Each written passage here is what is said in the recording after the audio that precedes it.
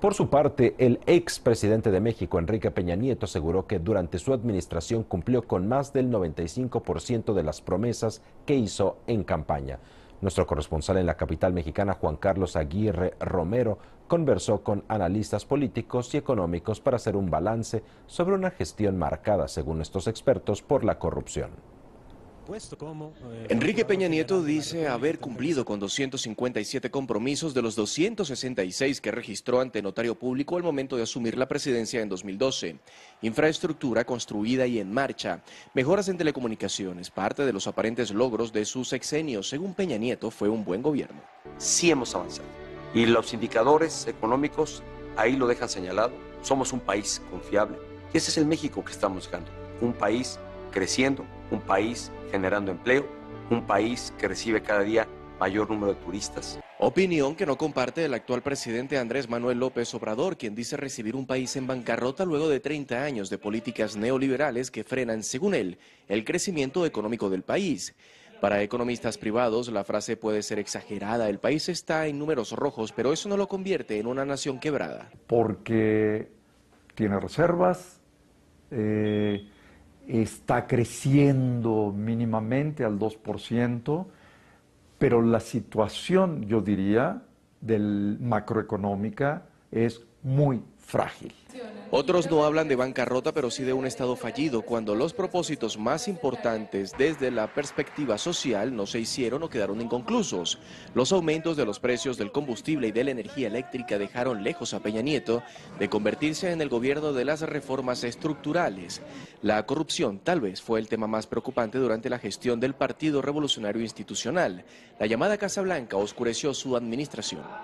Y si bien se trató de un asunto estrictamente legal, como además quedó debidamente acreditado con información pública y exhibida sin tener ni siquiera necesidad de ello, lo que también es cierto es que impactó negativamente en la credibilidad del gobierno, en la credibilidad de la institución presidencial y en la credibilidad de mi administración. Entonces lo que vimos desde el segundo año de gobierno de Peña con la investigación de la Casa Blanca de la esposa del presidente fue el tráfico de influencias, la manera en que un pequeño grupo de constructoras que ya habían sido beneficiadas durante su gobierno en el Estado de México multiplican sus contratos a nivel federal y a cambio de eso tienen privilegios para la clase gobernante, como la Casa Blanca para la señora.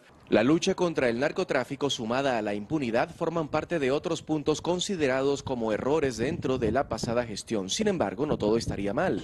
La negociación del antiguo Tratado de Libre Comercio de América del Norte es un punto a favor de Enrique Peña Nieto. Hay que asumir que en una negociación, y más en una negociación tan asimétrica, en donde un país débil, frágil económica y política y militarmente, negocia con la gran potencia, los resultados creo que son en términos generales satisfactorios. Claro, hay sectores que están lastimados, que se saben lastimados, en fin, pero creo que dadas las condiciones de asimetría fue lo mejor que se hizo. No es un acuerdo que nos beneficie más que lo que existía, de hecho es peor de lo que teníamos. Sin embargo, es mejor tenerlo que no tenerlo. Y bueno, le podríamos poner media palomita, media aprobación a esto. Es mejor tenerlo que no. Peña Nieto recibió un gobierno con una deuda de 6,3 billones de pesos mexicanos y este 2018 cerrará en 11,5 billones, es decir, que casi duplicó en 6 años la deuda del país sin haber pasado por una inversión importante en lo social o en infraestructura. La inversión pública, la del gobierno como proporción del PIB, es de tan solo 3%, cuando había sido de 7, 8 y otras tasas más altas durante muchos años. Este 3% como proporción del PIB es la más baja que habíamos visto desde 1939. He de reconocer que hay asignaturas en las que los esfuerzos realizados no fueron suficientes o no alcanzaron los objetivos trazados.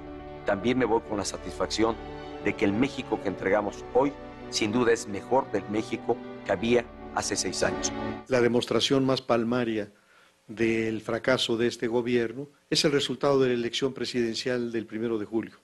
Es decir, cuando el electorado se vuelca en contra del candidato del presidente de la República y lleva al poder a un nuevo grupo gobernante con 53% de los votos del electorado.